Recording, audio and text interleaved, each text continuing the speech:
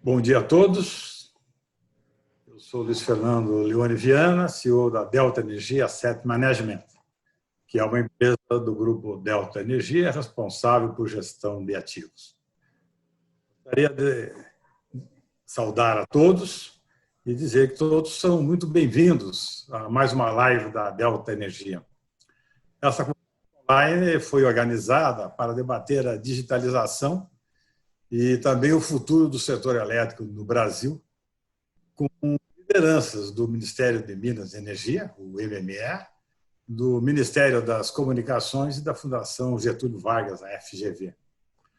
As nossas convidadas representam importantes instituições que estão envolvidas em processos de digitalização no Brasil. Eu gostaria de agradecer a todos os que se inscreveram e estão nos acompanhando. E, de maneira especial, eu saúdo os sócios fundadores da Delta Energia, o Rubens Parreira e o Ricardo Lisboa, que também estão nos acompanhando nesse momento. Gostaria de agradecer a presença das nossas convidadas, a Ana Carolina Silva, consultora de tarifas e regulação na Timos Energia, a Agnes Costa, chefe da assessoria especial em assuntos regulatórios do MME, a Miriam, diretora de Serviço de Telecomunicações das Comunicações, e a Juíza Dutra, diretora do Centro de Regulação e Infraestrutura da Fundação Getúlio Vargas. Eu também agradeço a Thaís Prandini, sócia da Delta Energia Asset Management, e a Débora Mota, gerente de gestão de clientes da Delta Energia, que farão a mediação desse debate. Tem sido um mantra em nossas lives falar que nós, do Grupo Delta, acreditamos e ressaltamos que o respeito às regras e aos contratos é o único caminho para enfrentar a crise e manter a credibilidade e a confiança dos investidores, os quais serão fundamentais para a realização dos investimentos necessários para a expansão e para a manutenção dos ativos do setor. Essa crença, inclusive, ela foi reforçada pelo próprio ministro Bento Albuquerque, que participou em uma de nossas lives. Nosso evento será dividido em 3 blocos. No primeiro, a Ana Carolina fará uma exposição geral sobre digitalização e o futuro do setor elétrico, para depois as nossas convidadas fazerem suas principais considerações sobre o tema, de acordo com o cenário nacional. Na segunda parte, Débora e Thaís farão perguntas para Agnes, Miriam e Juíza, para discutirmos a transformação do modelo de negócio, o crescimento do mercado livre de energia, o desenvolvimento de novos produtos e serviços, o comportamento do consumidor, com base no impacto das inovações tecnológicas do setor elétrico. Por fim, o último bloco será aberto para perguntas da nossa audiência às nossas convidadas. Por favor, envie as perguntas pelo Q&A, um ícone que se encontra na base inferior da sua tela. Elas serão recebidas pela nossa equipe, sistematizadas e repassadas às convidadas. E se houver qualquer dúvida durante o evento, vocês também poderão direcioná-la pela ferramenta de Q&A. Agora eu tenho a satisfação de passar a palavra para a Thaís Prandini para dar início à live Delta Energia, digitalização e o futuro do setor elétrico no Brasil. Thaís. Muito obrigada, Luiz. Bom dia a todos. Hoje, no encontro, a gente vai falar de alguns temas. O primeiro é digitalização e o futuro do setor elétrico, novas tecnologias, os desafios regulatórios que temos daqui para frente, o novo papel do consumidor, o futuro do setor elétrico brasileiro, e a gente vai encerrar com uma última sessão, uma sessão de perguntas e respostas do público para nossas convidadas. Hoje recebemos um grupo de executivas super envolvidas, muito envolvidas com esses temas, para conversar com a gente. Então, eu gostaria de agradecer às nossas convidadas, a Agnes, a Miriam, a Joíza e a Ana Carolina, pela participação. Para dar início ao nosso bate-papo, eu vou pedir à Ana Carolina para fazer uma contextualização geral sobre o tema digitalização e o futuro do setor elétrico. Por favor, Carol. Bom dia. Primeiramente, gostaria de agradecer a oportunidade de estar participando aqui dessa discussão. É a minha primeira live, então estou muito contente de poder dividir isso com pessoas com referência aí sobre o tema, né? Eu vou compartilhar aqui a tela com a apresentação.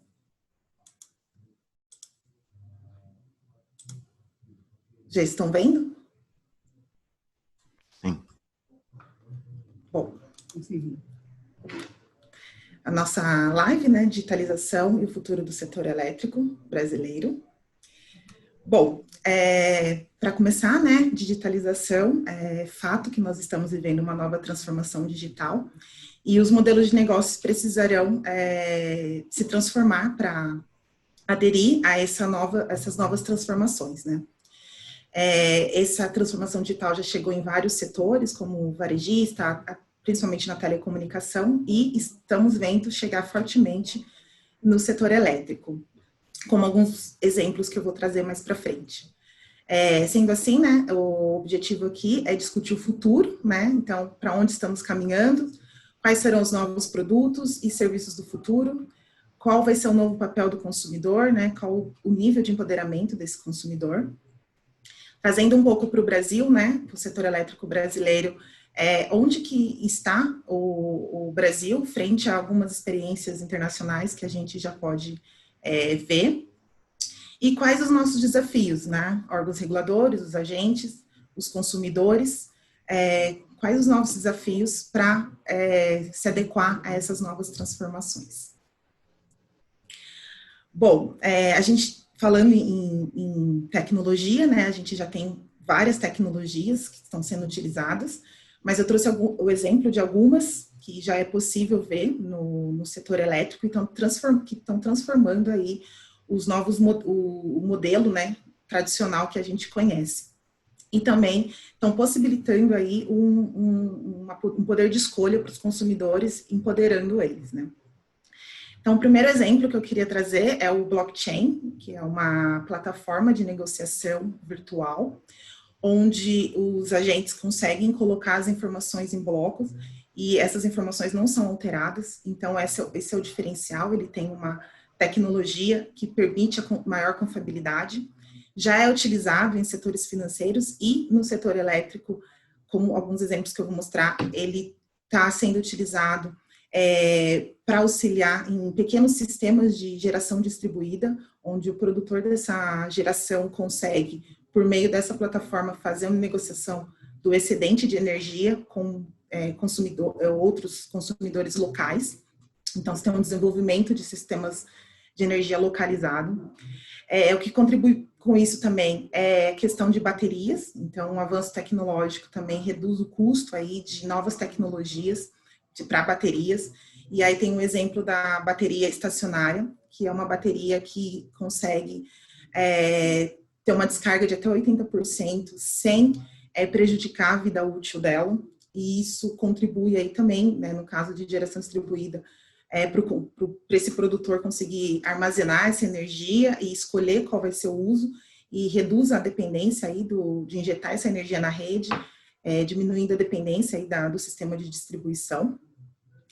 A gente tem os medidores inteligentes, né, que dispensam apresentações, mas os mais modernos têm uma função de armazenamento de dados, e esses dados são utilizados tanto pelos próprios consumidores para fazer uma melhor gestão do consumo e reduzir gastos, quanto para os fornecedores de energia que, através desses dados, conseguem montar um perfil desses consumidores e podem depois oferecer melhores serviços e melhores produtos.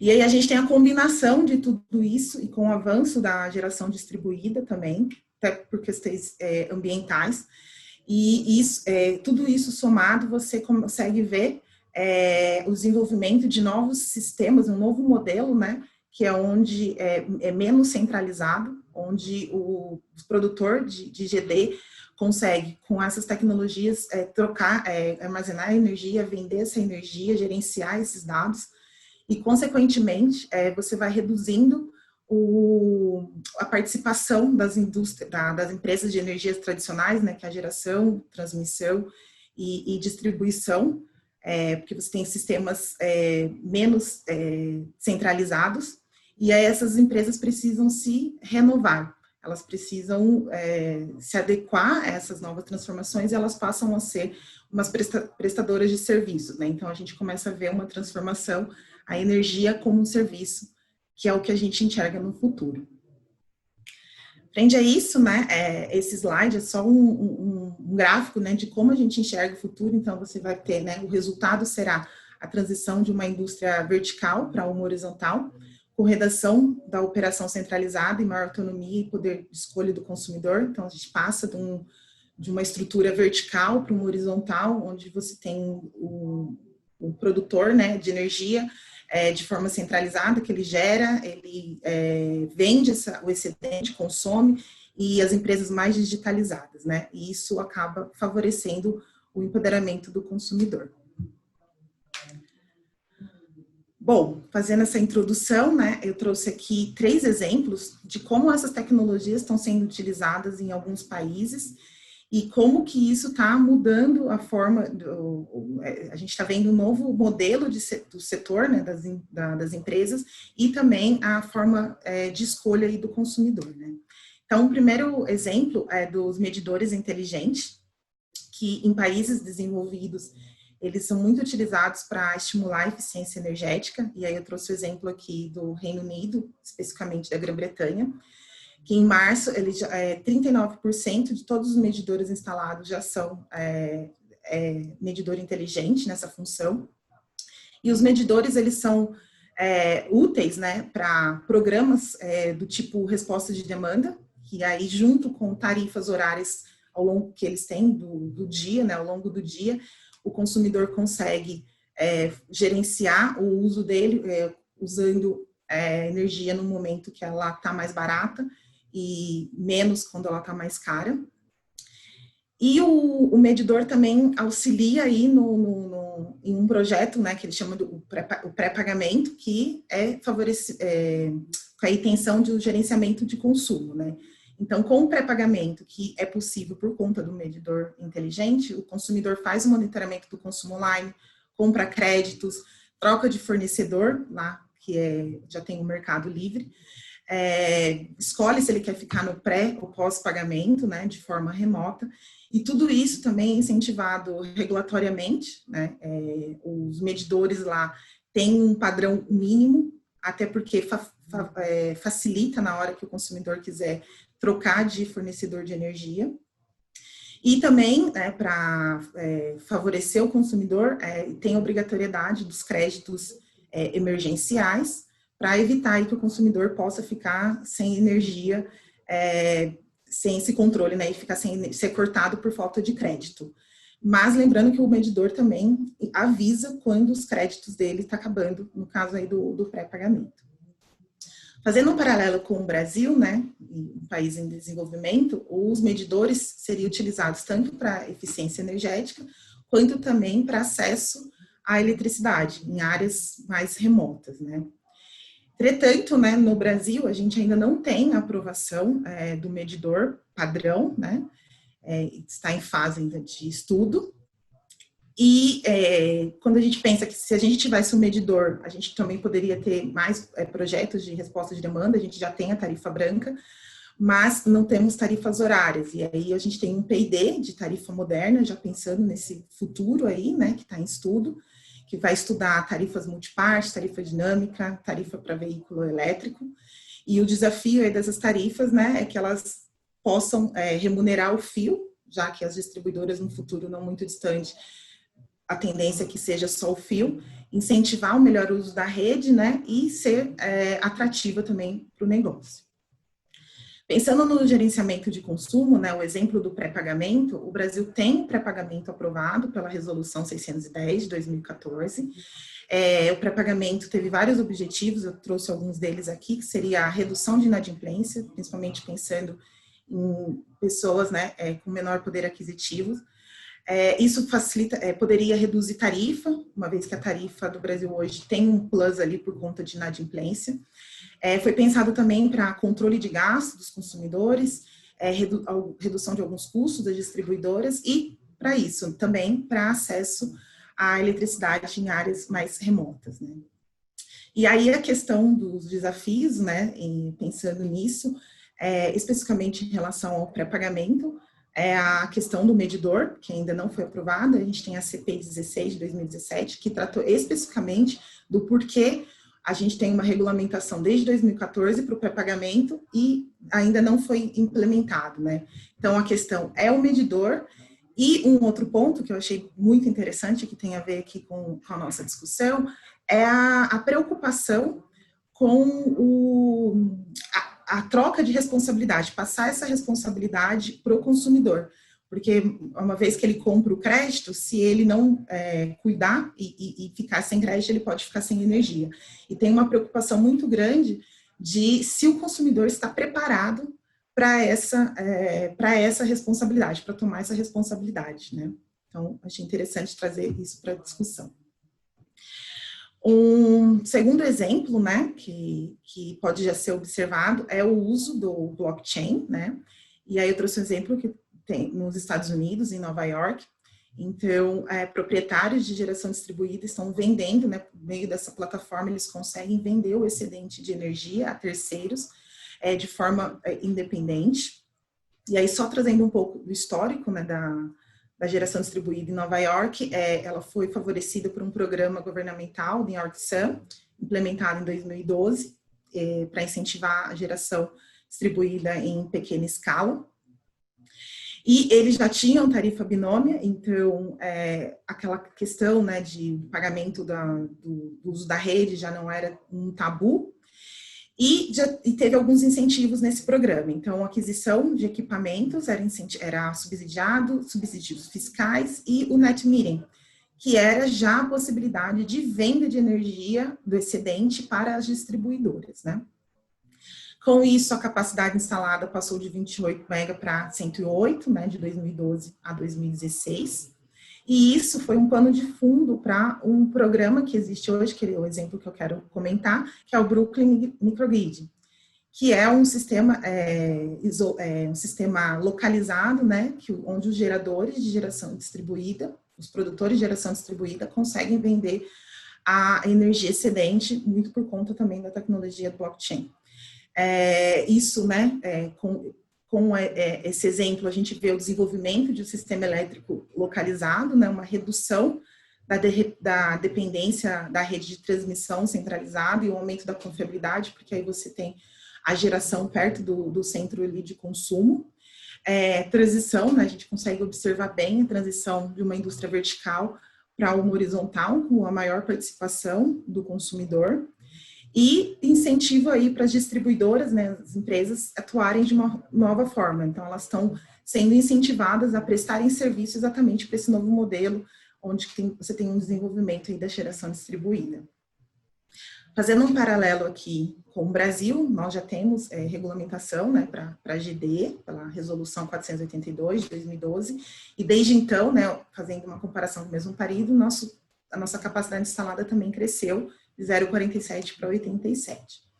Entretanto, a gente não tem, né, uma tarifa binômio, né, para classe, para baixa tensão, que é o potencial aí da geração distribuída, e aí a gente cai nos nossos desafios, que é tratar a questão da energia injetada na rede, né, como vai se valorar, vai fazer a valoração dessa energia. Outro ponto também é que aqui a gente tem um sistema de compensação de crédito, né? Então, a energia excedente é emprestada às distribuidoras, né? Então, não tem a venda do excedente. Como eu disse, o ano passado foi um ano de muita discussão sobre essa questão aí de geração distribuída, principalmente em relação à venda, a valoração da energia injetada. Então, teve a P01, a CP15 e a 40, tratando disso, mas ainda não foi definido, não foi homologado a solução, né? E um outro ponto importante aqui é que nessas discussões não é falado tão claramente a questão da venda de excedente, né? Então, ainda nós não falamos tanto sobre isso e a gente vê, assim, a diferença entre esse outro modelo lá dos Estados Unidos. Bom, o último exemplo que eu trouxe aqui é uma combinação, né, de uso aí de tecnologias, medidor inteligente, plataforma de Big Data, telecom, softwares, né? É um exemplo da Austrália, mas a gente pode ver em vários outros países também sobre serviços customizados, né? Então, esses países já estão em um mercado livre, né? Onde pequenos consumidores e a classe residencial pode escolher de quem eles compram a energia, eles compram isso por meio de agentes varejistas. E esses agentes, né, acabam, dado que o preço é dado, né, e tem muita concorrência, eles acabam fornecendo para os consumidores aí uma gama de serviços, né, e produtos, né, onde tem a concorrência, o famoso combo, né, então o consumidor compra energia e leva aí, ou tem a possibilidade de alguns serviços de uma forma mais barata. E aí o exemplo que eu trouxe aqui é o Energy Plus, que tem na Austrália, que é um software, né, uma empresa oferece um software que auxilia os usuários, consumidores, a fazer o gerenciamento do consumo deles, né? E aí você tem serviços de níveis mais simples até os mais sofisticados. Então, ele pode comparar o consumo dele em diferentes períodos, né? E ter só uma análise lá em gráfico de Excel. Ele pode pagar um pouco a mais e conseguir ver o consumo dele comparado com consumidores do mesmo porte, e aí ele consegue fazer um benchmark sobre isso. E se ele paga um pouco a mais, ele ainda consegue fazer previsões de consumo, orçamento, baseado nos dados históricos. Tudo com plataforma digital, no tablet, bem digitalizado. E o incentivo, né, especificamente em relação à Austrália, até para, pensando nesse empoderamento do consumidor e dando informações para que o consumidor tenha o poder de escolha, tem uma lei, né, federal que obriga o governo a ter um site onde o consumidor consegue fazer a simulação de qual seria o melhor plano de energia para ele, né? Então, todas as fornecedoras de energia precisam estar cadastradas lá, o consumidor entra, coloca os dados, se tem geração distribuída ou não, e consegue ver todas as taxas que ele vai pagar, o custo da energia, a taxa se ele não, de inadimplência, a taxa se ele quiser migrar. Então, tudo isso pensando, né, dando suporte aí para os consumidores se empoderar. No Brasil, a gente ainda não tem o mercado aberto, está em tramitação aí pelo projeto de lei 232, e até para implementar isso a gente tem os nossos desafios, por exemplo, o preço por oferta, separação de lastros, contratos legados das distribuidoras. Mas o que eu queria colocar aqui é que isso não é o foco, né? A gente poderia fazer várias lives para tratar de como resolver isso. A questão, eu acho que a mensagem é, uma vez que a gente conseguir superar isso, né? Quanto tempo nós vamos levar para conseguir chegar no padrão que eles estão hoje, né? Uma vez que a gente já tem os casos de sucesso, já vamos ter tecnologia, né? Será que a gente ainda vai ter mais um delay para conseguir chegar nesse nível de digitalização que a gente consegue ver, né? Em relação a serviços de gestão de energia, né, a gente tem empresas, né, que fazem essa gestão para grandes consumidores e médios consumidores hoje, mas elas não são tão digitalizadas e elas vão precisar se preparar, né, digitalmente para atender essa nova demanda, né, vai aumentar muito, né, os consumidores, né, que vão poder ter essa opção. E essas empresas serem competitivas, elas vão precisar estar digitalizadas para atender essa demanda. E as empresas tradicionais também vão precisar, né, a geração, transmissão e distribuição também vão precisar se modificarem, né? Então, elas vão passar, provavelmente, a fazer um papel de oferecer mais serviços e mais produtos, né? Bom, eram esses exemplos que eu queria trazer, aqui só as considerações finais, né? Então, de uma forma resumida, a gente tem novas tecnologias, é fato, estamos vivendo uma transformação digital, isso alinhado, né, com o avanço da geração distribuída, né, a gente vê um novo modelo de sistemas locais, né, e aí a gente cria um novo agente, que é o prosumidor, que é o produtor mais o consumidor, e tudo isso culmina aí numa arquitetura descentralizada, né, onde as empresas tradicionais, geração, transmissão e distribuição vão reduzir, né, a participação, mas vão ter que se reinventar para se adequar a esse novo modelo de transformação e, consequentemente, o consumidor, né, vai ter novos serviços, novos produtos e um poder de escolha maior, aumentando aí o empoderamento dele, né. Então, era isso que eu gostaria de comentar. Passo a palavra para vocês.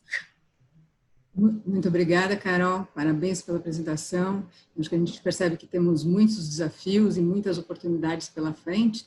Então, eu gostaria agora de convidar a Agnes, como representante do Ministério de Minas e Energia, para fazer as considerações iniciais e depois, na sequência, gostaria de pedir a Miriam e a Joísa, nessa ordem, que comentem também sobre o tema central dessa nossa live. Por favor, Agnes. Obrigada, Thaís. Obrigada, Viana, pelo convite, o pessoal da Timos, Joísa também, e a Miriam, do Ministério do MCT, que agora não sei se é o Ministério das Comunicações, né, Miriam? Eu fiquei bastante animada com esse convite, porque eu acho que esse é um tema bem quente, né? A gente está nessas séries de webinars durante a pandemia, mas falando da modernização do setor elétrico, né, sobre o setor elétrico, esse é um tema que meio que caiu no nosso colo, entrou no nosso radar há cerca de 2 meses, mais ou menos. E aí é bem interessante, porque isso retrata como o setor está mudando muito rápido, né?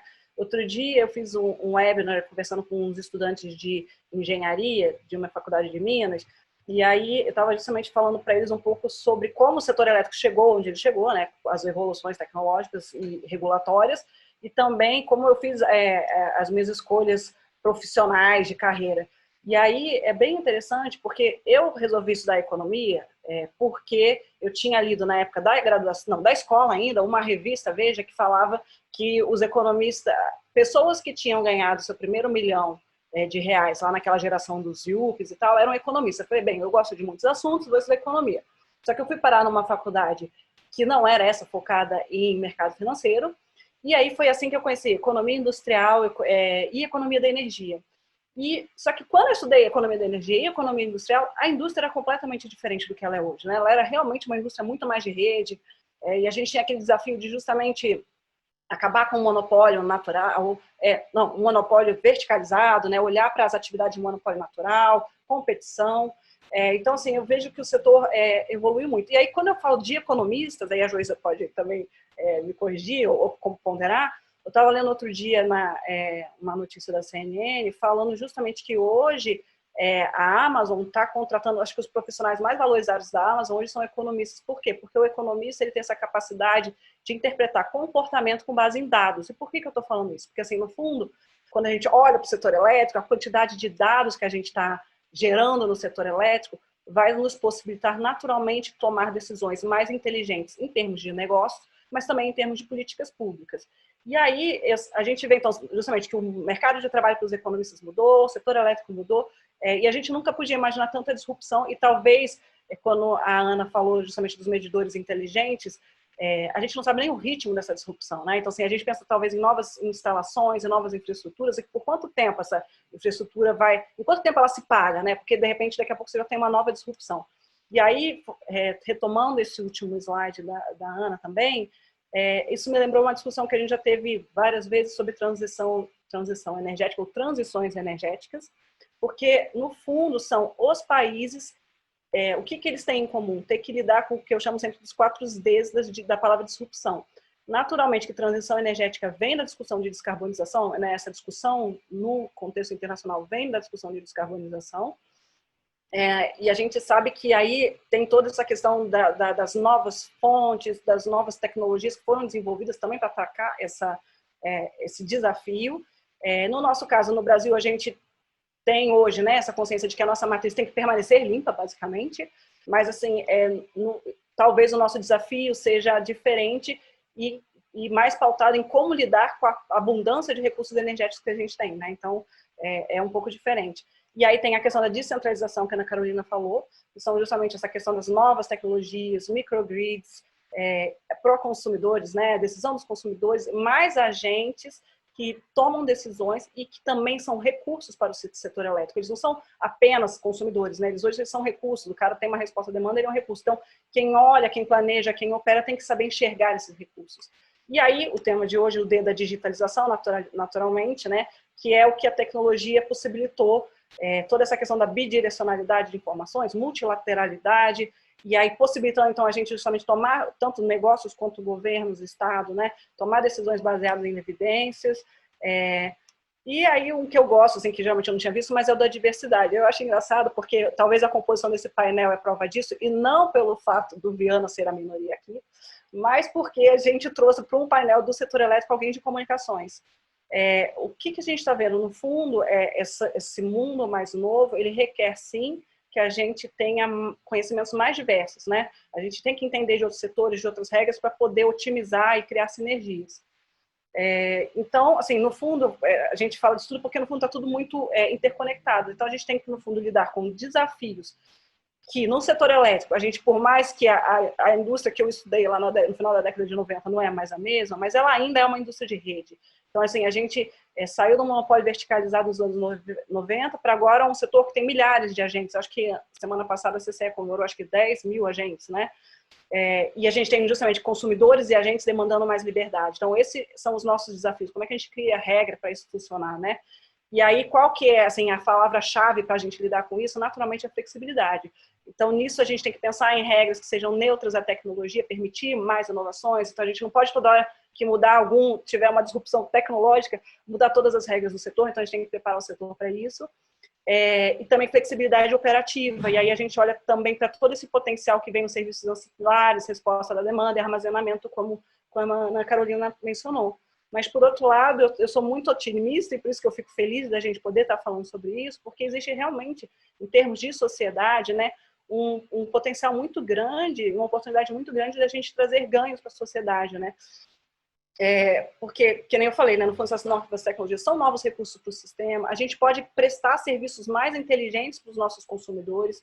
Talvez um dia a conta de luz, que hoje ainda é só pagar o eletro, né, o consumo lá, seja algo mais parecido com o que é hoje telecom, que no fundo o consumidor está pagando por serviço associado a conforto. Então, a telecom hoje, a gente pagava antes só pela linha do telefone, a gente paga, não importa exatamente o que está lá, mas basicamente Wi-Fi, TV a cabo, pacote de dados. Então, só que isso para a gente ter algo como isso, a gente tem que ajustar todas as nossas regras para funcionar desse jeito, né? Então, acho que essa é a reflexão que a gente tem que fazer.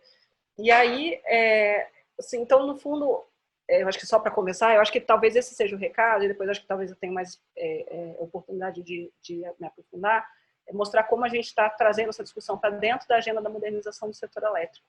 Mas eu acho que é isso, assim, eu acho que a reunião, acho que a ocasião, né, e o debate dessa discussão super oportunos, assim, parabenizo mesmo pela iniciativa. Muito obrigada, Agnes. Acho que foram brilhantes suas colocações. Acho que o tema flexibilidade, tanto regulatória como operativa, é a palavra que a gente tem no futuro. Agradeço e eu vou pedir agora a Miriam, por favor, Miriam, fazer suas colocações iniciais.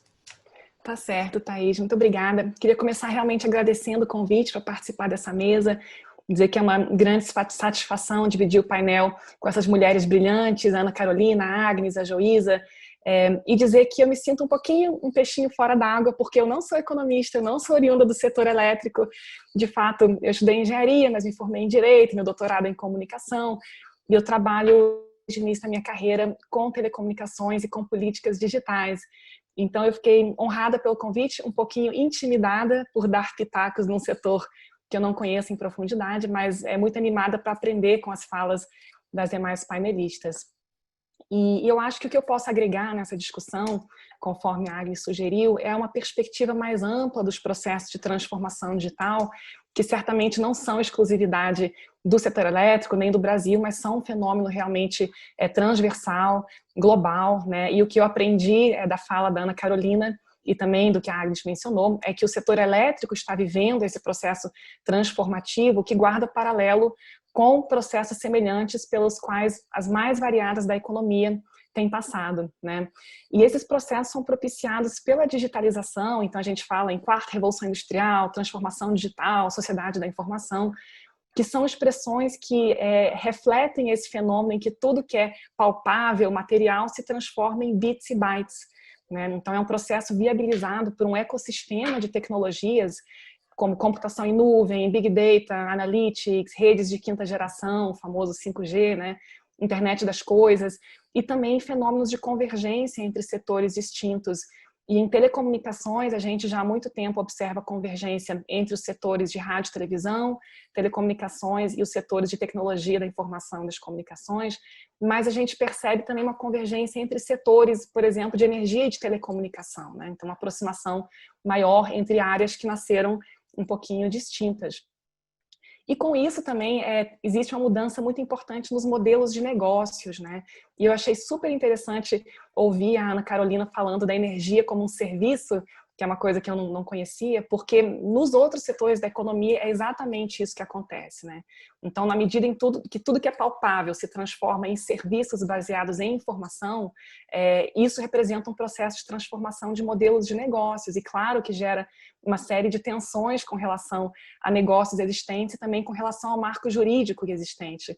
E o exemplo mais claro é o dos CDs. A gente comprava CDs, dava de presente CDs nos aniversários, e hoje em dia ninguém mais compra CD, não serve para nada você ser proprietário de um CD, mas sim você pagar para ter acesso a um serviço de música, de streaming, né?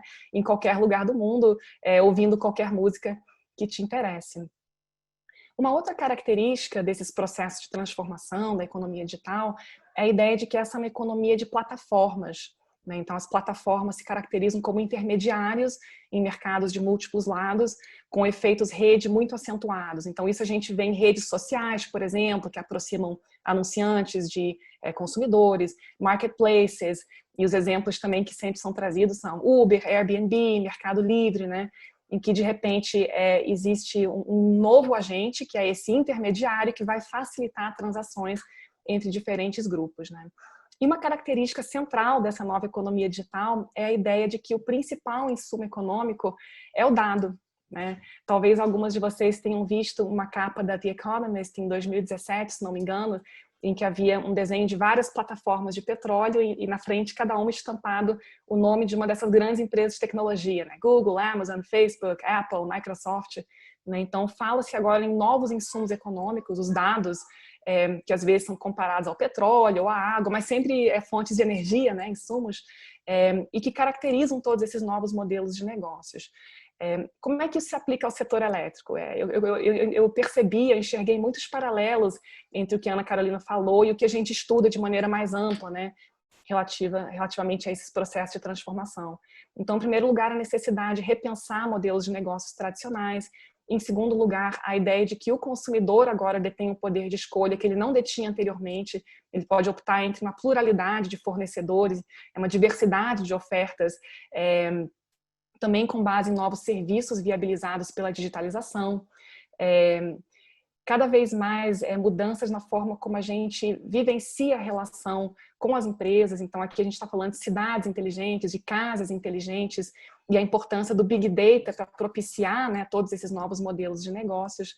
No caso do setor elétrico, temos ainda desafios muito específicos de conectividade, de segurança cibernética, e de proteção de dados pessoais, quando pensamos em redes inteligentes, em smart grid, por exemplo. E só para concluir essa primeira parte da minha intervenção, eu acho importante notar que todas as infraestruturas, todos os setores de infraestrutura estão passando por esse processo de digitalização, terão que passar por isso, né, para se tornarem mais eficientes, reduzirem custos, melhorar a gestão dos recursos que possuem, né? E que esses são processos que muitas vezes são dolorosos, né? Que o digam os taxistas que tiveram que enfrentar Uber, muitas vezes com base em cacetetes e latas de gasolina, né? São processos dolorosos, mas que requerem uma visão estratégica de onde se quer chegar, e por parte do governo também uma avaliação da adequação do marco legal, né, para fazer frente a esses processos de transformação tão intensos. Eu vou parar por aqui, mas numa segunda rodada eu teria mais alguns comentários a fazer. Obrigada, Thaís. Muito obrigada, Miriam. Foi muito interessante ouvir esse posicionamento, principalmente quando você fala dessa mudança do modelo de negócio, trazendo os exemplos que já estão no nosso dia a dia de mudança como plataformas de negócio. Isso para o setor elétrico faz a gente pensar um pouco mais na frente, né? São muitos desafios que a gente está vivendo. Muito obrigada. Eu vou pedir agora para as colocações da Joísa para fechar esse nosso primeiro bloco. Joísa, por favor. Muito obrigada, Thaís. Obrigada, Luiz. Prazer estar aqui com a Agnes, com a Miriam, Débora, Ana Carolina, discutindo um tema extremamente relevante. Na preparação para esse webinar, o Luiz Fernando estava falando que a Timos já tinha realizado um conjunto de lives consideradas de bem-sucedidas, mas muito voltada para a necessidade de enfrentar a crise da pandemia. E agora era a hora de falar no futuro. Tá? E mais do que falar do futuro, se trata de como moldar esse futuro. Acho que esse aqui é um ponto importante. E moldar esse futuro envolve estabelecer uma visão que deve ser proposta pelos formuladores de política e que seja capaz de guiar e de engajar os agentes. Então, a visão de futuro, ela ancora expectativas e cria um espaço importante para negócios. E esse momento é um momento fundamental. A Agnes reporta os esforços que vêm sendo feitos, diz que se aproxima mais recentemente do tema. E eu até vou voltar um pouco, back to memory lane, né? No momento em que a gente está aguardando a finalização da tramitação do Congresso da reforma do setor, já existe uma transformação em curso, que foi, de certo modo, abordada pela Ana Carolina. Só para voltar um pouco no passado, quando eu terminei o mandato como diretora da ANEEL, eu coordenei um projeto, um tempo depois, que discutia um plano para a digitalização das redes no setor. Esse projeto foi finalizado por volta de 2011, 2012, e aí teve um conjunto de crises e de problemas que nos impediram de ver implantada aquela visão, que ecoava bem naquele momento, junto a formuladores de política, o Ministério de Minas e Energia, Ciência e Tecnologia, os reguladores. Quase uma década depois, a gente está aqui discutindo o tema e é hora de aproveitar essa oportunidade. E por que é importante aproveitar de uma vez por todas? Não é? Porque o risco de atrasos é uma perda que se traduz em um custo de oportunidade para um país que há cerca de 4 décadas luta para promover crescimento da produtividade. Se a gente olhar o histórico, tem um observador da produtividade da Fundação Getúlio Vargas, que mostra que a produtividade do pessoal ocupado no Brasil nas últimas 4 décadas não cresceu. Não é? E, nesse caso, o setor elétrico tem um grande papel. Ele conta com uma posição absolutamente privilegiada em âmbito internacional, o que o torna um grande veículo para atrair investimentos. Investimentos que competem por outras aplicações à disposição das pessoas. Nós estamos falando de ativos financeiros que agora já perderam essa grande vantagem relativa nesses últimos 4 ou 5 anos em que a gente discute a reforma do setor. E também tem outros setores na economia que estão lutando por oportunidades e por atração de recursos. Na fala inicial, a Carolina reporta que os modelos de negócios precisarão se transformar. E, de fato, isso apareceu com nuances na fala da Agnes, na fala da Miriam. Eu até tenho uma visão um pouco diferente. Os modelos de negócios, eles se transformam. Nós é que vamos avaliar ou criar condições para que novos modelos venham a emergir e gerar valor. Não é? Ou seja, os vetores dessa transformação, que já tem sido falado há algum tempo, eles estão colocados através de um tripé que tem a tecnologia, não é? Que tem regulação que se adapta, não é? Regulação, e a gente fala em sentido amplo, também formuladores de política, formulação de política, e também tem investimentos, pessoas, modelos de negócios. Não é? Então, um setor como o setor elétrico, como tradicionalmente conhecemos, é um setor que não é necessariamente propício à inovação, porque a regulação das indústrias de rede ela garantia um espaço para monetizar esses recursos. A inovação ela é muito mais próxima daqueles setores em que a competição permite aumentar a market share. Mas só que esse é que é o fenômeno que está em transformação, e a Miriam reportou isso através da economia das plataformas.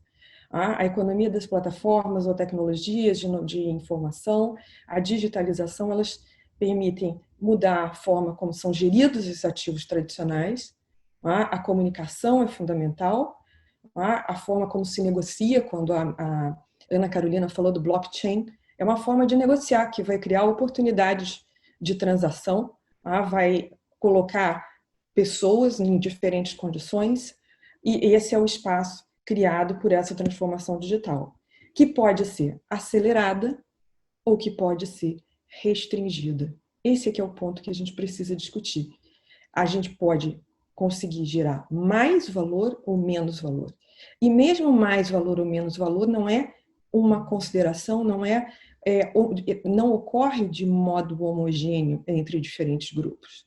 Vejam que a gente está colocando, o que nesse momento, o que a gente está enfrentando com a mudança na regulação da geração distribuída, que é um espaço importante, ela tem um aspecto extremamente regressivo na sua natureza.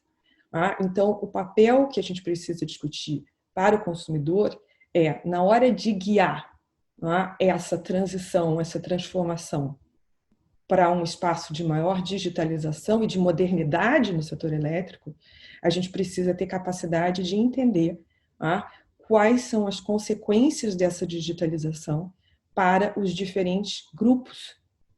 Falamos todos que o consumidor está no centro dessa inovação. Consumidor é consumidor comercial, é residencial, é industrial, é competitividade da indústria, é a capacidade de gerir melhor os ativos para o poder público, que tem sido um gargalo tão importante no nosso desenvolvimento. Então, é fundamental que a gente discuta aqui o que é uma estratégia para o país, uma estratégia para o setor elétrico, em que a digitalização é um veículo de ganhos de eficiência sistêmica. Esse é um tema que eu pretendo abordar no segundo bloco, ou seja, como ir além do mundo das oportunidades. Essas são as minhas considerações iniciais. Obrigada.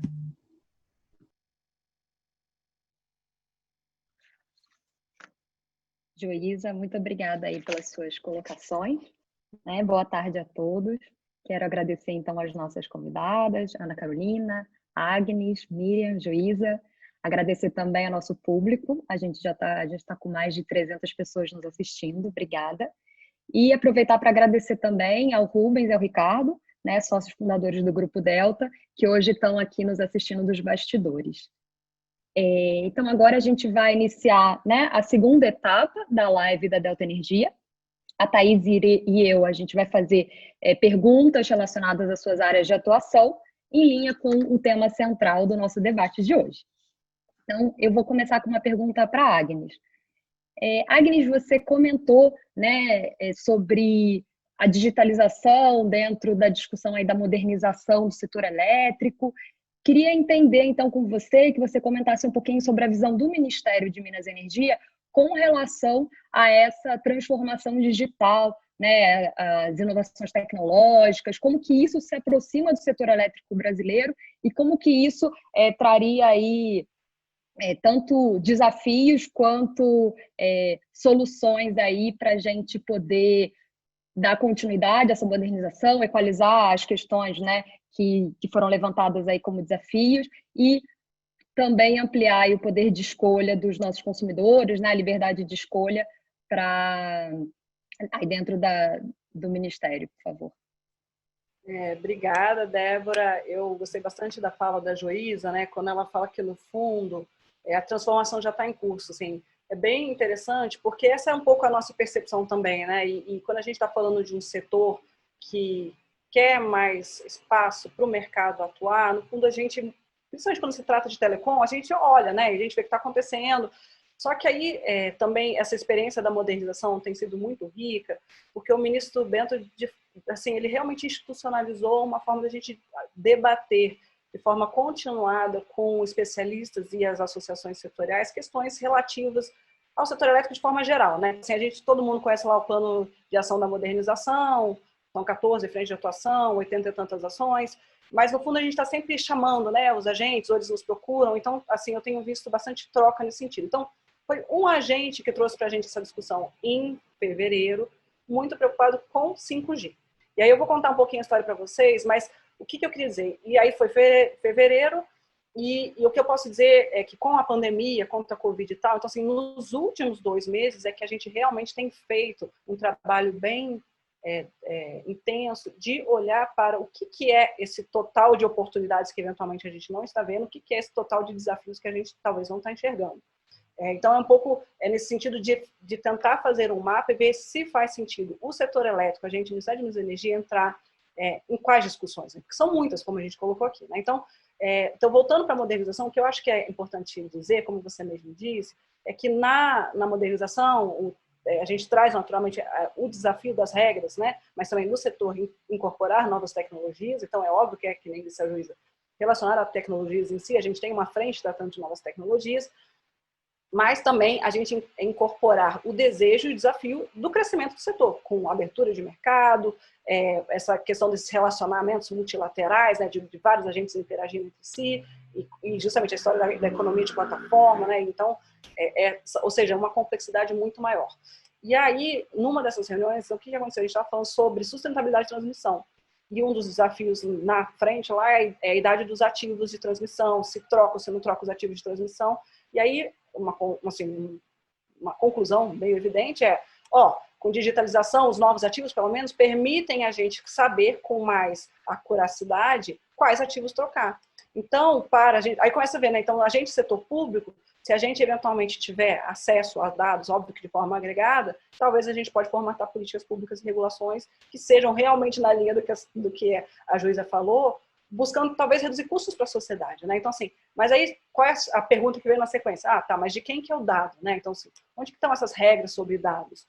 E aí, conversando com isso, né? Também a Juíza falou de 2011, né? Do trabalho que eles estão fazendo na ANEEL. Em 2010, a gente teve no Ministério um grupo de trabalho para tratar de Smart Grid. E aí a pergunta que a gente tem desde lá quem é que paga pelos investimentos em nova infraestrutura, né? Então, e aí, o que a gente pode ver hoje de evoluções, né? No quem é que paga, um marco bastante relevante que está em discussão no Congresso Nacional é a Lei Geral das Concessões. Lá já se traz essa preocupação de que receitas acessórias, aquelas que talvez não sejam das atividades, que talvez não sejam imprescindíveis para a prestação de serviço público regulado lá, pela tarifa, né, ou bancado pela tarifa, que você consiga, de alguma forma, que o incumbente desenvolva essas atividades, porque elas podem trazer justamente ganhos sistêmicos. Então, mas aí, então, o que esse projeto de lei em discussão prevê, que você tenha talvez um tempo para os investidores recuperarem investimentos sobre receitas acessórias. E também aquela questão que quando a gente fala de quem paga e está falando de ativos, qual que é esse ritmo da inovação tecnológica, como que a gente desenha, né, essas regulações para incentivar talvez trocas de infraestruturas que talvez tenham vida útil mais curta, e como que a gente hoje, né, com o conhecimento hoje que a gente tem das tecnologias, pode entender que alguém deve pagar por isso. E aí, quando a gente fala quem é que paga, naturalmente, para fazer essa pergunta, a gente tem que saber quem é que se beneficia desse investimento, né? Então, a pergunta é evidente, assim, é o consumidor do setor elétrico? É o consumidor do elétrico? Talvez sim, né? Porque se ele eventualmente tiver informações mais inteligentes, ele vai poder consumir num horário melhor, e aí ele vai pagar menos. Então, nesse sentido, essa melhoria na rede está beneficiando ele sim.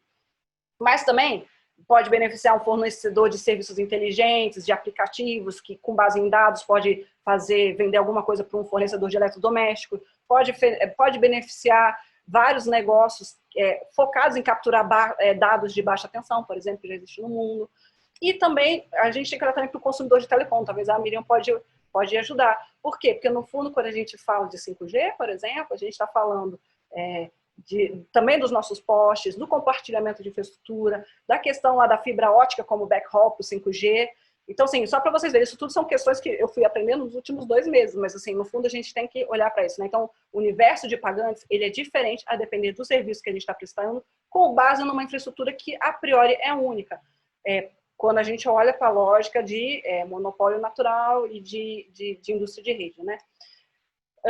E aí, então essas são as primeiras perguntas, né? Quem paga e quem se beneficia. Depois, qual é a pergunta que aparece? Que tipo de serviço que eu estou olhando, né? Estou olhando para o serviço público, aí como é que a gente sabe o que é serviço público? Está na Constituição Federal, né? Então, no caso do setor elétrico, a gente, o serviço público é aquilo que deveria ser prestado pelo Estado, e aí o poder concedente, então, delega, né, isso por meio de contratos de concessão e de autorização.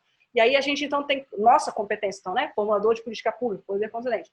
como é que eu reflito obrigações e direitos relativos a todas essas novas relações nesses contratos? Então, isso é uma pergunta que abriu para a gente, né?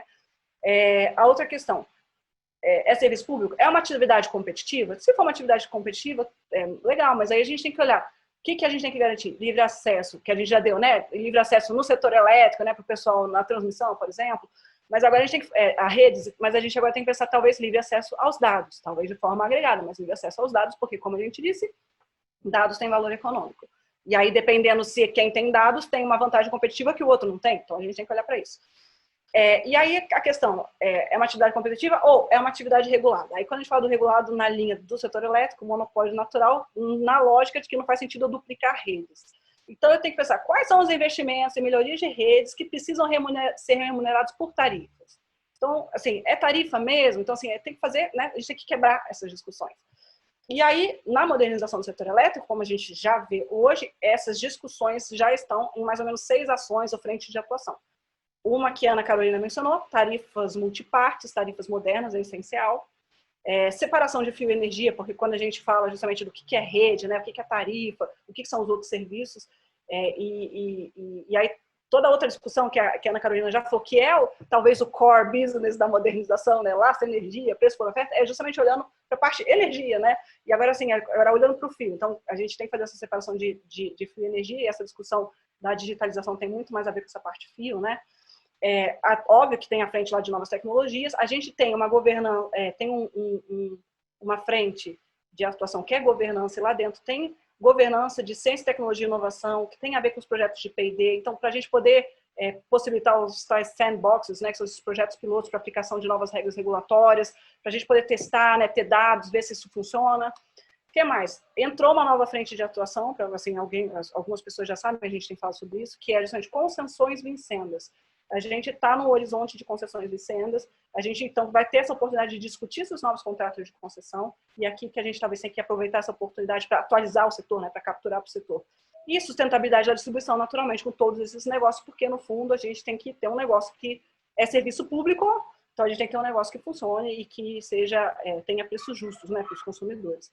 E aí, o que a gente aprendeu, então, dessas discussões todas sobre 5G especificamente, mas naturalmente que a Miriam é muito mais capacitada para falar sobre isso do que eu, que no fundo 5G, então para os leigos do setor elétrico, né, tem um potencial enorme de aumento de produtividade e eficiência, e principalmente focado na comunicação entre máquinas, que é o tal do IoT. Eu demorei um tempo para entender o que era IoT, quando as pessoas falam IoT, mas basicamente tem a ver com isso da internet das coisas. Meu filho fez um programa como é que chama? Aquela colônia de férias sobre programação, e era um curso sobre internet das coisas. Eu falei para ele, vai lá, descobre o que quer, depois me conta. Mas basicamente é a comunicação entre máquinas.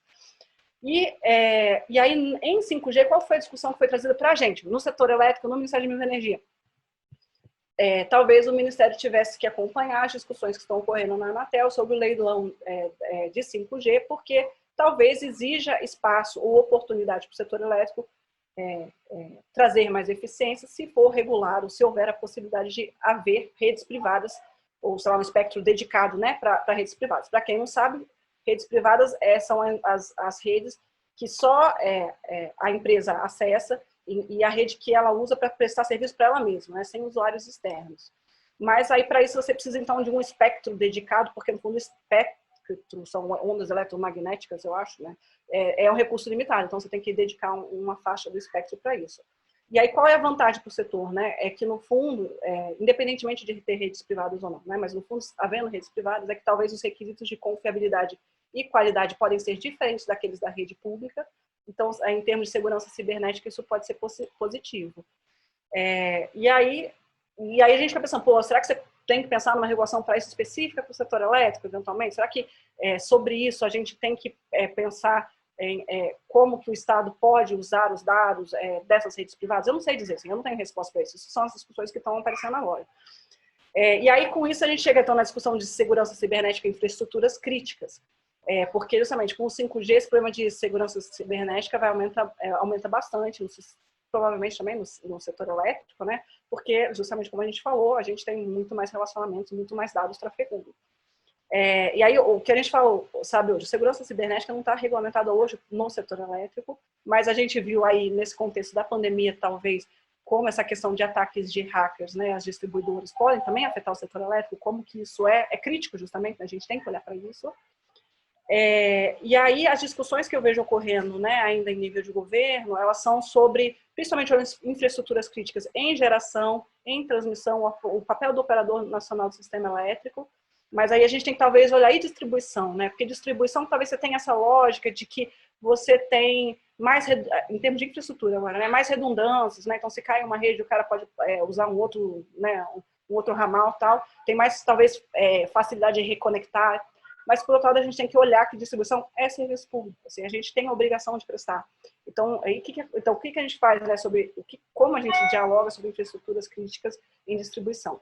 Então, o que existe hoje? Né, no governo federal, o Gabinete de Segurança Institucional, GSI, e o Ministério da Defesa estão tratando dessa questão de infraestruturas críticas, e a ANEEL, também já me foi informada, abriu uma tomada de subsídio a respeito disso, a respeito de segurança cibernética, relacionado a esse contexto de infraestruturas críticas. E aí, por fim, eu chego, aliás, antes do por fim, penúltimo, eu ia falar só sobre blockchain, porque a Ana Carolina falou, a Joísa também. Esse é um tema que a gente ainda, no Ministério da Energia, ainda não olhou. Assim, eu já tenho sido procurada para olhar para esse potencial. E também, como diz a Joísa, assim, no fundo, eu acho que é completamente inevitável, né? Então, assim, só tem que olhar quais são os gargalos que existem, né, em termos de regulações e que possam talvez atrapalhar, né, ou se tem algum cuidado que a gente tem que ter. Então, assim, nesse sentido, né, que o Ministério está aberto para receber, assim, não vou dizer opiniões, mas assim, opiniões informadas, educadas sobre essas questões, a gente realmente tem interesse, porque isso é uma discussão que a gente tem que fazer para a nossa mesa também. Então, assim, aí só para concluir, então, olhando para tudo isso, a nossa preocupação no Ministério da Energia é que institucionalidades, que capacidades o Estado tem que desenvolver. Então, assim, com tudo isso que está rolando, para que aspectos do setor elétrico especificamente precisa estar atento. Então, assim, desse mapeamento, para você, assim, mais informativamente, né, a gente olhou que naturalmente, quando a gente fala de dados, não são dados individuais, né? Então, para isso, para a segurança de dados individuais, a gente sabe que já existe a Lei Geral de Proteção de Dados e já está prevista a criação da Autoridade Nacional de Proteção de Dados. Então, assim, o governo já está tratando sobre isso numa esfera mais interministerial. A gente sabe também que está em discussão no governo a questão do decreto das antenas, e também a Miriam vai poder falar sobre isso, também sobre evoluções no marco regulatório da telecom, porque parece que em telecom também existem concessões vencendo a partir de 25. Então, talvez seja justamente um momento da gente olhar para essas questões conjuntamente. E aí, na questão lá das redes privadas, por exemplo, a gente fez essa aproximação, inclusive, com a Miriam, para falar assim, será que a gente tem que dar uma olhada, conversar com a Anatel, para ver se tem espaço, se tem racionalidade econômica, né? A gente falar de redes privadas. E aí, voltando de novo para dados, uma outra questão que eu acho muito interessante, sabendo que dado é valor, uma experiência que foi trazida para a gente foi, em termos de instituições e institucionalidades, como o Reino Unido tem lidado com isso, né?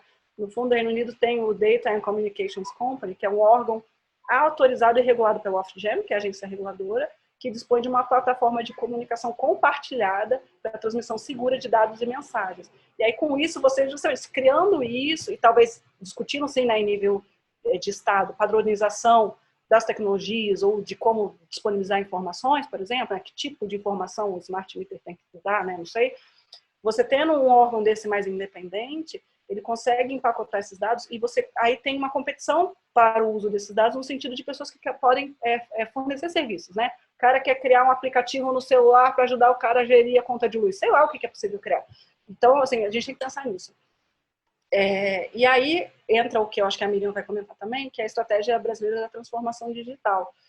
E para a gente, o setor elétrico, talvez não conheça, no fundo, isso olha para duas dimensões da transformação digital. Uma é governo, naturalmente, como é que o governo se prepara, né, para lidar com a transformação digital, em termos de prestar serviço para a sociedade também, né, de se organizar, mas também, naturalmente, sobre a transformação digital da economia. E aqui o objetivo é justamente a gente olhar para políticas públicas, regulações, guias, certificações, o que é necessário, né, para a gente, o que está faltando para a gente tirar gargalos para a implementação de novas tecnologias. E aí, assim, no fundo, eu acho que esses são mais ou menos onde a gente, para o que a gente está olhando nesse momento. Mas eu coaduno bastante assim da opinião da Joísa, que de fato essas coisas já estão acontecendo. E no fundo, no setor elétrico a gente tem defendido, né, a atuação do mercado, e eu acho que o mercado consegue criar soluções, consegue criar novos negócios, então a gente está realmente muito aberto para o mercado assim, aqui precisa de ajustar uma regulação. Porque assim, no fundo, a gente também não pode entrar em tudo, né? A gente, até porque como a gente vê, são vários ministérios e essa agenda está andando em vários outros órgãos e entidades da administração pública federal. Então, assim, eu acho que o meu recado para vocês é isso, assim, no fundo, a gente viu que a questão é relevante. Eu acho bem interessante olhar porque a modernização tem essa parte mais core, né, que é a nossa energia, preço por oferta, abertura de mercado, que é setor elétrico mesmo, mas é realmente, que nem diz a Joísa, a gente não perder a oportunidade de trazer ganhos de eficiência para o setor que vem dessas outras áreas, desses outros setores também. Então, por isso, assim, eu queria realmente agradecer a oportunidade de estar aqui falando, porque talvez isso não esteja no radar de todo mundo, né? Então, assim, é esse tipo de reflexão que a gente está querendo trazer para as discussões também. Obrigada. Muito obrigada, Agnes. Eu acho que é muito importante ter essa visão do Ministério, acho que uma visão ampla e consistente sobre o tema. Agradeço bastante suas colocações. E agora eu vou pedir para a Miriam. Miriam, você já comentou um pouco no primeiro bloco, você foi responsável pelo trabalho referente à estratégia brasileira para a mudança digital. Eu queria que você pudesse detalhar um pouquinho desse trabalho com a gente e compartilhar como é que você vê que isso pode ser aplicado no setor elétrico. E vou pedir também apenas para a gente lembrar de tentar ser sucinto nas respostas para a gente conseguir terminar a live no nosso tempo determinado, tá? Agora 12h30, tá bom? Obrigada, Miriam. Tá ótimo, Thaís. Muito obrigada pela pergunta. Achei super interessante que a Joísa também comentou sobre essa necessidade de uma visão estratégica. Eu só registro aqui a minha frustração, porque a Agnes levantou tantas bolas interessantes, tantos assuntos relevantes para a gente debater, que talvez até mesmo tenha que ensejar uma outra live para conseguirmos cobrir com propriedade todos esses temas que são super relevantes mesmo. Mas a estratégia brasileira para a transformação digital, respondendo a sua pergunta, foi uma política pública desenvolvida a partir de 2017, liderada pelo MCTIC, né? Tinha acabado de ser fundido, Comunicações, Consciência e Tecnologia, mas de uma maneira interministerial, envolvendo um grupo de trabalho com 9 outros órgãos públicos, mas engajando mais de 40 nesse processo de construção. E qual que era o objetivo da estratégia? Naquele período a gente já estava observando esse impacto da transformação digital, tanto sobre o setor público como também sobre o setor privado, e a gente percebia que havia necessidade de construir uma visão estratégica para que o Brasil pudesse capturar melhor os benefícios dessa transformação, aumentando competitividade, produtividade, que são grandes desafios da economia brasileira, e reduzindo, mitigando eventuais impactos negativos desses processos que claramente afetam o mercado de trabalho, afetam o emprego, ensejam novas demandas no campo da educação, da capacitação e assim por diante. Então, quando a gente começou a pensar sobre isso, muitas das pessoas envolvidas já tinham experiência de governo de uma década, talvez, e quem trabalhou no governo, quem trabalha, sabe que nossa dificuldade sempre é a coordenação, né? Então, muito difícil você assegurar que os ministérios caminhem todos apontados na mesma direção, mas quando a gente tem um fenômeno tão transversal como o da digitalização, essa coordenação é crucial, né? A gente não pode pensar em políticas de educação desconectadas de políticas de infraestrutura, desconectadas de políticas de pesquisa e desenvolvimento, desconectadas de uma avaliação dos impactos internacionais, só para dar algum exemplo, né? Quando isso acontece, a gente joga dinheiro no lixo. Então, a E-Digital nasceu como uma tentativa de construir essa visão estratégica, identificando ações que deveriam ser tomadas em diferentes eixos de atuação governamental, de modo a propiciar que essa transformação acontecesse da melhor forma possível, seja no âmbito do próprio poder público, da administração pública, né, promovendo a modernização do Estado, seja incentivando e apoiando os processos transformadores na economia. E para isso a gente identificou alguns eixos prioritários de atuação. Então, claro, a questão de infraestrutura e acesso às TICs, mas também políticas de pesquisa, desenvolvimento e inovação, políticas no campo da educação e da capacitação profissional, a dimensão internacional e também um elemento que é muito comum em estratégias desse tipo, que é o elemento de confiança. E confiança tem duas dimensões, né? Não é apenas segurança cibernética, proteção contra crimes cibernéticos, hackers, enfim, mas é também associado à ideia de preservação de direitos no espaço digital, inclusive proteção de dados pessoais, defesa do consumidor e ambientes jurídico-regulatórios que promovam segurança jurídica para investimentos privados, né? Então, esses são os eixos, digamos assim, verticais, e tudo isso para viabilizar a transformação também em eixos horizontais, que a gente identificou como sendo uma economia baseada em dados, um mundo de dispositivos conectados, a internet das coisas, a qual a Agnes se referiu, né? E novos modelos de negócios. Então, para cada um desses eixos foi feito um diagnóstico, foram identificado um cenário onde nós queremos chegar e, para isso, elencadas ações estratégicas que depois foram validadas entre todos os órgãos públicos envolvidos.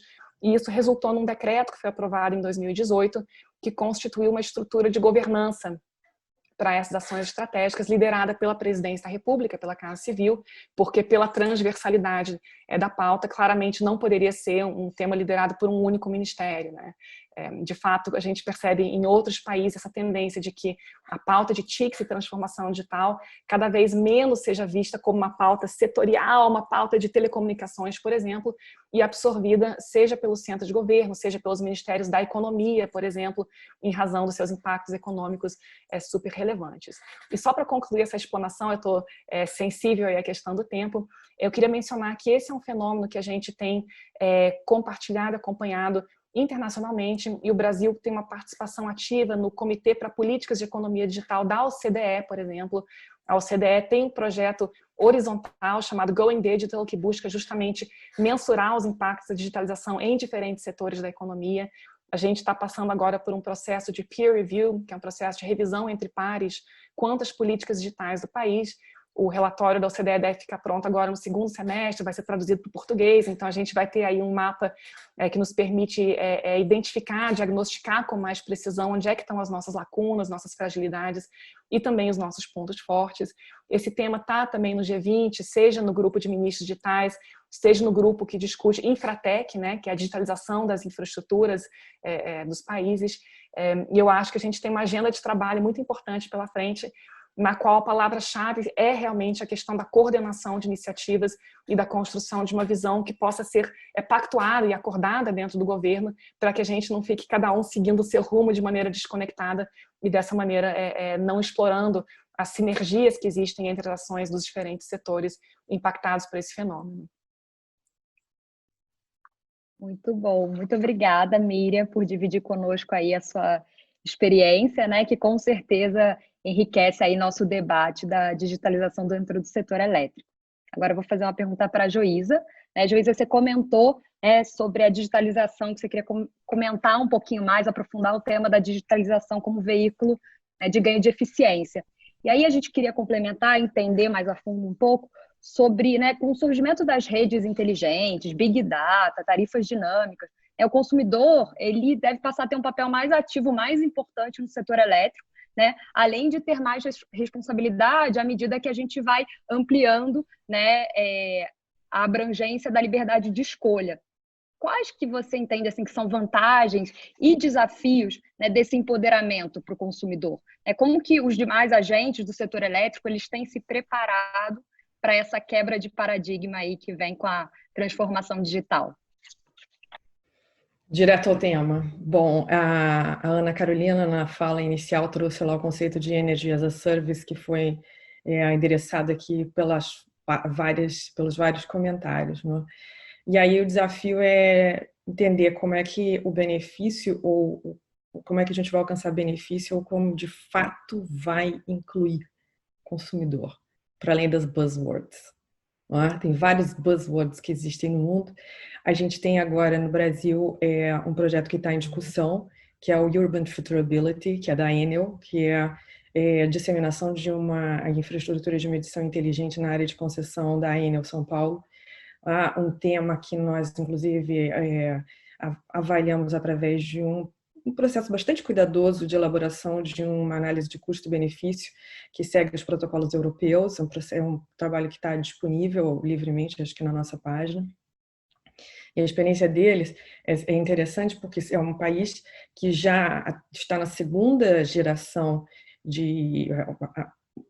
segunda geração de disseminação de medidores inteligentes de forma massiva, e a primeira implantação, ela não necessariamente beneficiou o consumidor diretamente. O empoderamento foi limitado e considerou apenas o que eram os benefícios para o operador, e muito fruto da própria discussão naquele momento com o regulador, que não autorizou todas as funcionalidades. Então, o conceito, ele tem funcionalidades distintas, precisam ser enfrentadas, e para que a gente consiga definir qual é o padrão ótimo, né? Custos e benefícios compreendidos adequadamente. Agora, no Brasil, a gente tem um outro processo que também está em discussão, que é a eletrificação da mobilidade. A gente tem vários espaços para mobilidade, e em alguns deles, a eletrificação da mobilidade pode trazer benefícios de qualidade do ar, benefícios de emprego e de aproveitamento dessa nossa matriz, que é renovável, por exemplo, gerando energia fora de pico ou mesmo à noite, Então, quando a gente pensa no que é o consumidor, a maioria dos consumidores no Brasil, quase 70%, ainda são cativos. E a gente, quando analisa o que foram os recursos até hoje investidos em programas como pesquisa e desenvolvimento, se identifica muito pouco benefício na compreensão de qual é o efeito sobre o comportamento do consumidor. Então, a gente estava numa live semana passada com a Marisete, com a secretária executiva Marisete, e estava com o diretor Sandoval, e é super interessante porque o Sandoval estava falando do Regulatory Sandbox, a caixa de areia regulatória. Agora, o desafio é dizer o seguinte: como é que esta caixa de areia regulatória vai nos permitir entender qual é a mudança de comportamento do consumidor a partir da disponibilidade ou do acesso a essas novas tecnologias? Isso está completamente em aberto. Essa não é apenas uma realidade do Brasil. Países europeus também já gastaram centenas de milhões de euros na implantação do ponto de vista tecnológico de processos dessa natureza, sem entender corretamente como é que o consumidor de fato se beneficia. E só falando de por que esse tema é importante, ontem eu estava até assistindo o Congresso, não faço isso sempre, mas enfim, por uma razão relacionada à reforma do gás, eu estava assistindo, e estava sendo discutido um PL, se não me engano é o 3364, que fala de benefícios tributários para empresas de transportes urbanos de passageiros, fruto até da pandemia, em que está se discutindo que esses benefícios estariam condicionados através da aquisição de veículos elétricos ou híbridos, ou seja, transporte coletivo elétrico. E isso requer, como também pontua a Miriam, uma combinação, ou seja, uma eliminação dessas fronteiras, porque a gente precisa entender como é que duas regulações distintas funcionam, uma que é federal e outra que é muito mais fragmentada. O modelo de negócios que emerge vai precisar dar conta disso, do contrário, a gente não vai conseguir implantar uma solução que seria benéfica para a indústria de transportes e para o setor de energia. E aí eu só queria tocar num último ponto aqui, que está relacionado a essa compreensão do que a digitalização está fazendo com essa indústria, né? E tem um relatório recente do BID, que é o DIA Development in the Americas, que está dizendo, sim, o conceito correto é de infraestrutura como serviço. Eles falam, acabou-se a era do concreto e do aço. E nesse contexto, a gente precisa fazer uma discussão, e aí eu até também faria uma consideração para Ana Carolina, ao invés de pensar em uma estrutura que vai de vertical para horizontal, o que a gente está falando, pelo menos é uma discussão que a gente faz até no âmbito do Fórum Econômico Mundial, é um conceito de eficiência sistêmica, e que já engaja as empresas que atuam no setor de eletricidade no Brasil. Ou seja, a gente tem dimensões econômicas, acesso à eletricidade, emprego, novas tecnologias, P&D e inovação. A gente está falando de ambiente de economia circular, a gente está falando de emissões, de poluição, de eficiência, de resiliência, seja clima, pandemia ou ataque cibernético. E a gente está falando de sociedade e cultura, que é saúde, inclusão, segurança de serviço e educação. E aí, então, não se trata mais de uma abordagem horizontal da indústria, mas de um ambiente multicamadas, em que um primeiro ambiente é a infraestrutura de energia, transporte, ao concreto, ao aço, ao foundation layer, não é? E que também inclui telecom, inclui agronegócio, mas existe uma outra camada, que é a camada digital, que vai nos permitir melhorar gestão, negociação, operação de ativos e que vai, sim, trazer benefícios, se a gente souber mirar numa visão que vai nos permitir remover os gargalos para se aproveitar essas oportunidades.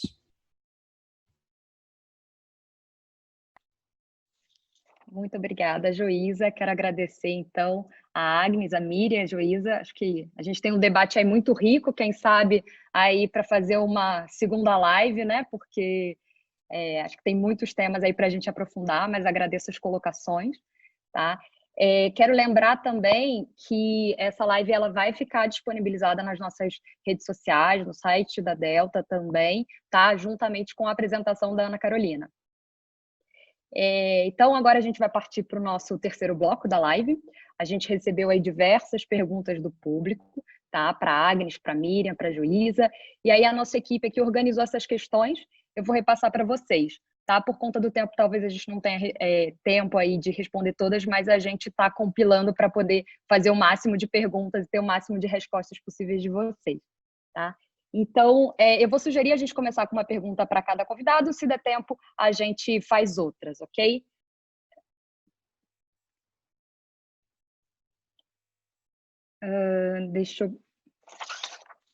Eu vou fazer as perguntas e aí a gente depois direciona para quem. Então, a gente vai passar, tá? A gente teve aí muitas parabenizações, então, tanto, né, pelo painel, acho que pelo tema, quanto pelas convidadas. Então, muito obrigada.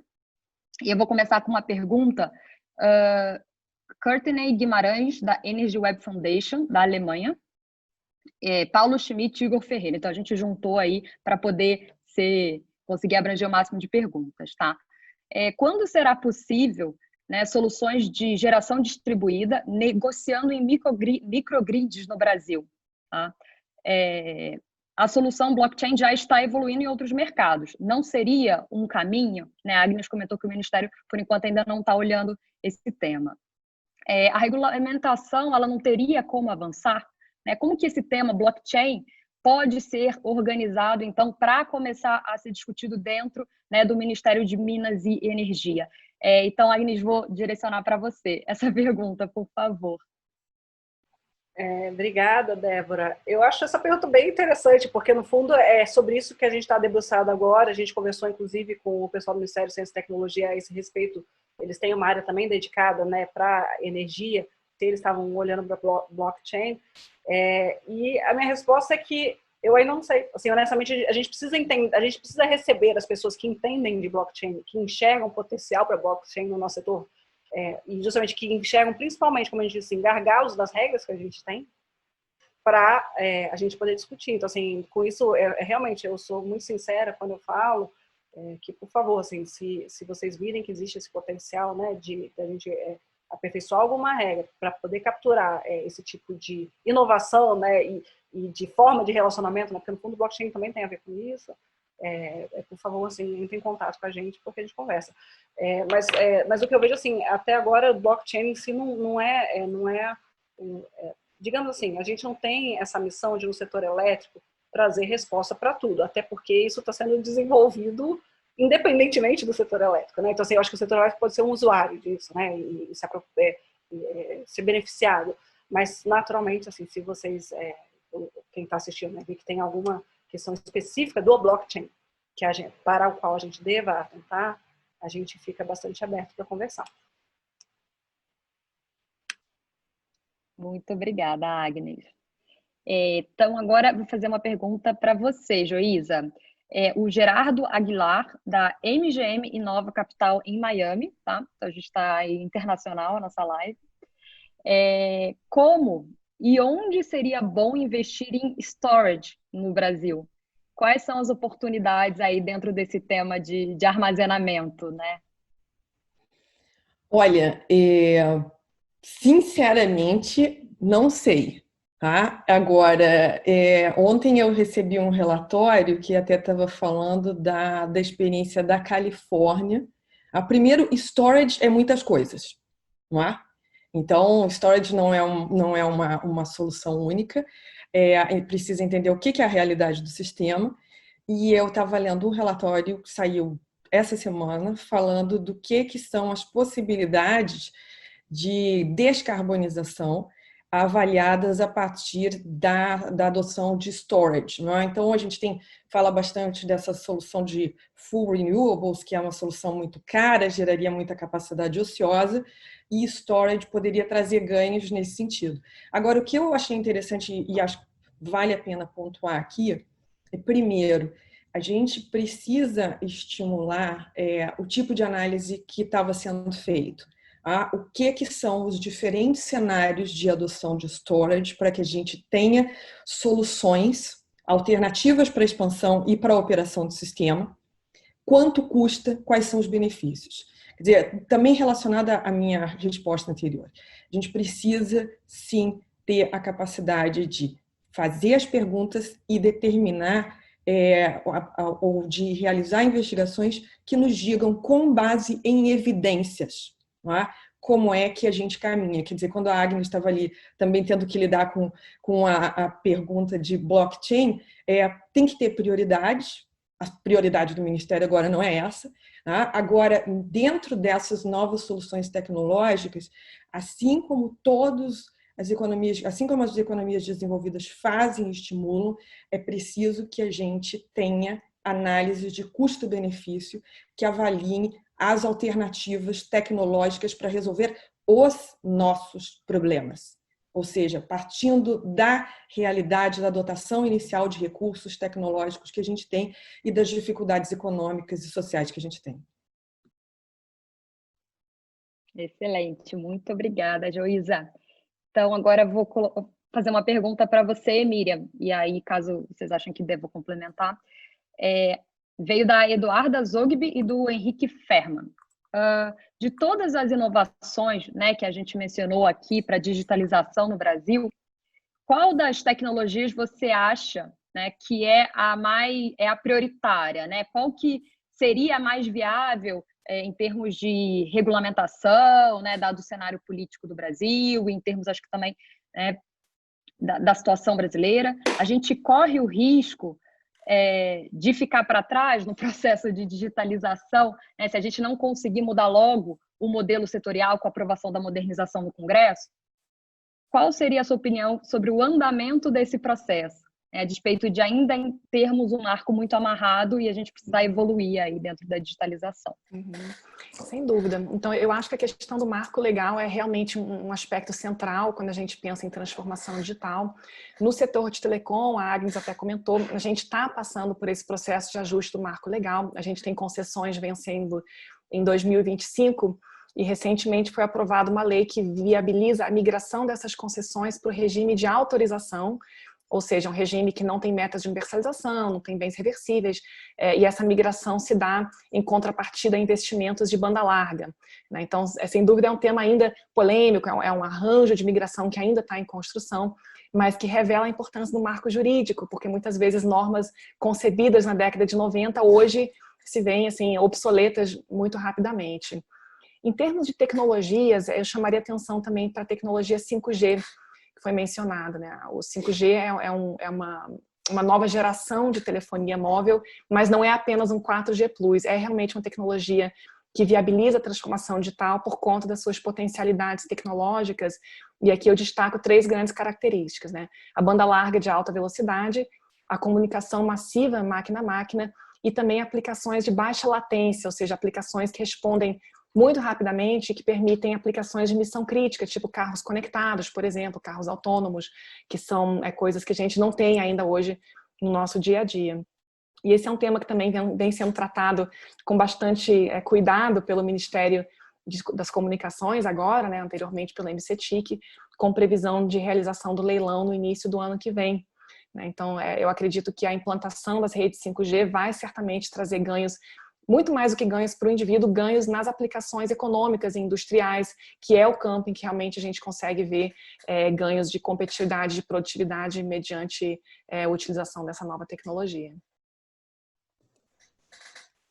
Chegando ao final do nosso tempo, né? Temos muitas perguntas.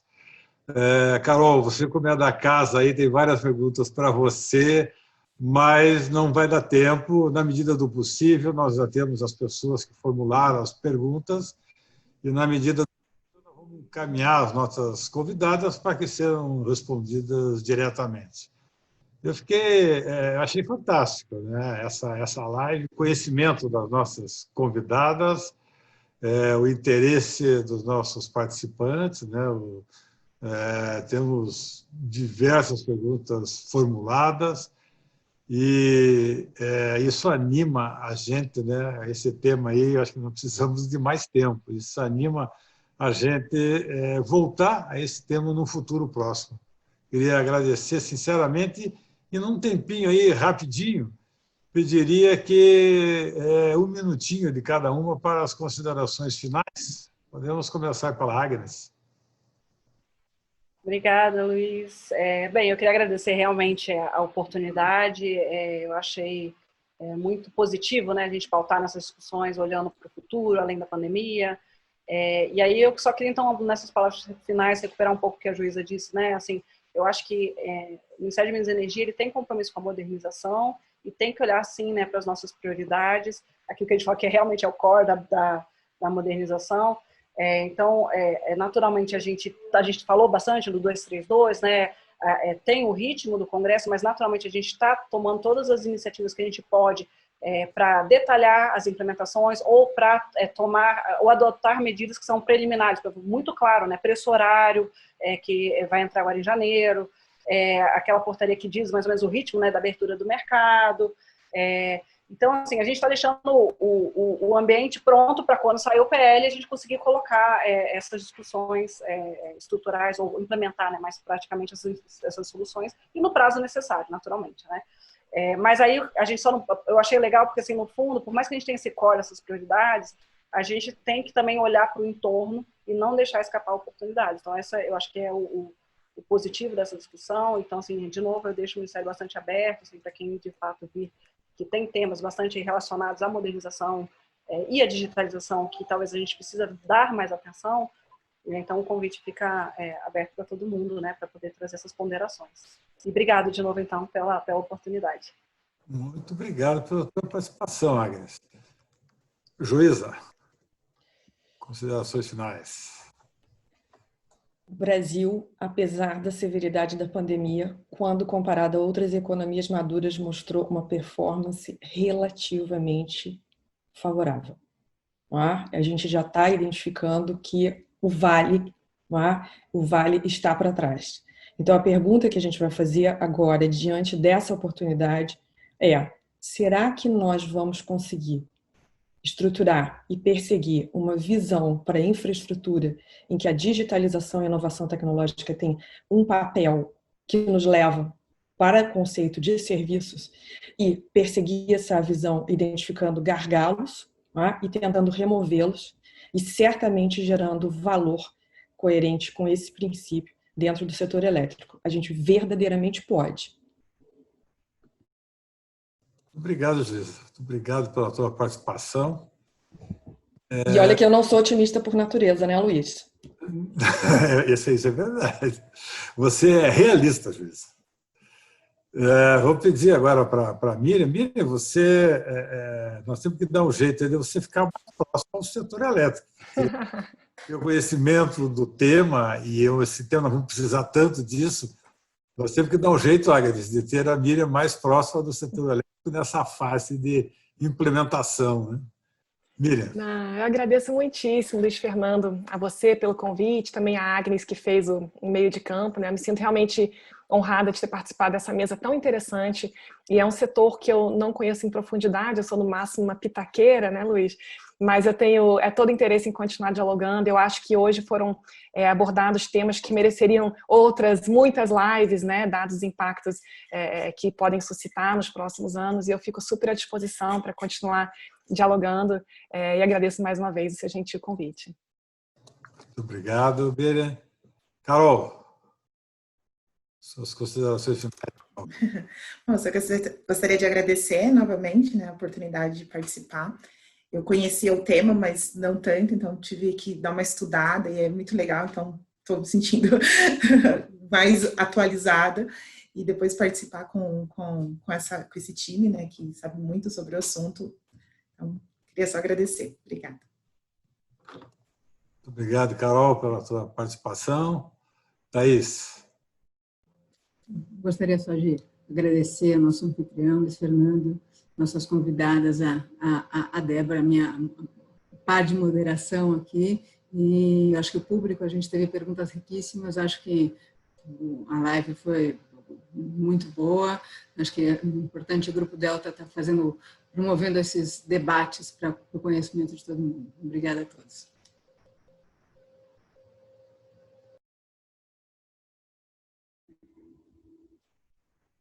Viana, você está no mudo. Mas eu Muito imagino obrigado que pela tua participação, Thaís. Eu estava sem som aqui. Thaís, Débora. Quero, então, agradecer muitíssimo. Acho que a transformação digital é um tema muito rico. A gente conseguiria fazer aí muitas lives e acho muito importante a gente discutir esse tema, aprofundar. Então, agradecer muitíssimo pelas convidadas.